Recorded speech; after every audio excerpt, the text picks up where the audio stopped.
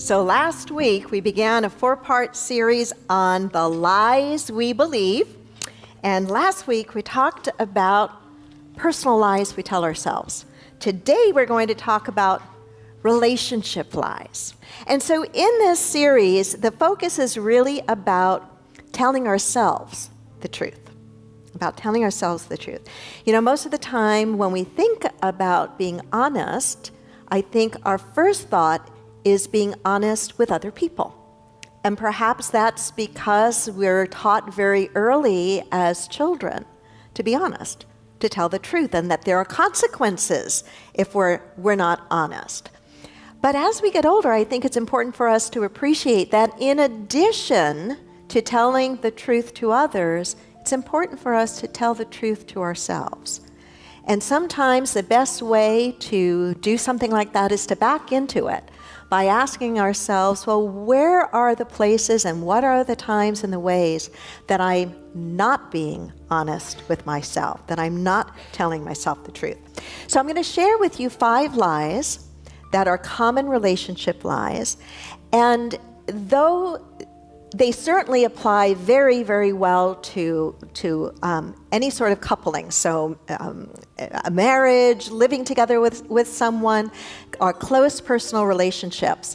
They're geared, these 5 lies and overcoming them are geared primarily to that. So if you are not now in a marriage or a committed partnership or relationship, take really good notes because I promise you this will be helpful for when you are. I also promise you that you will probably be able to look at in hindsight and see more clearly why your previous relationship didn't work so well, okay? And also know that there is value in each of these ideas in any relationship. Lie number 1, if it takes hard work, we must not be right for each other. That's a lie. It's a very common myth. It's a very common story that people tend to tell themselves. You know, you fall in love with someone and everything seems to be wonderful and beautiful and happy and right in the beginning, and then not so much so.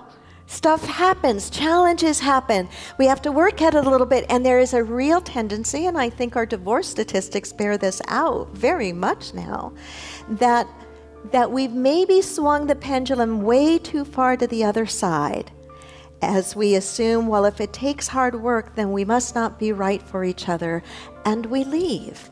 I look at my parents who have been married for 50 plus years, and though the kind of dynamic they have and the kind of relationship they have is not what I want in my primary relationship, what I can absolutely say that they gave me, among many things, was an eyewitness experience of 2 people working through really difficult things in their life and working through them in such a way that they were able to come out the other end of those really, I'm talking about really serious challenges, to come out the other end still very much in love with each other and still very much wanting to journey through their life together and having changed as a result, each of them individually having changed as a result of that.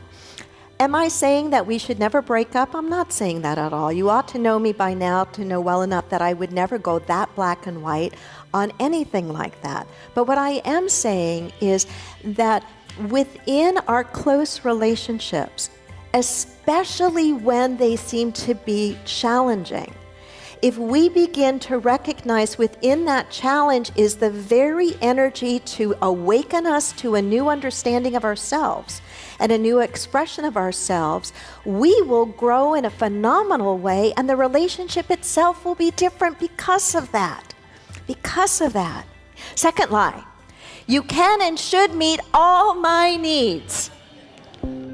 Thanks for listening. The Unity Center, transforming lives and healing our world. Check us out Sundays at 9 and 11. Subscribe to our podcasts and download our free app for instant access to a wealth of spiritual teachings, services, and events.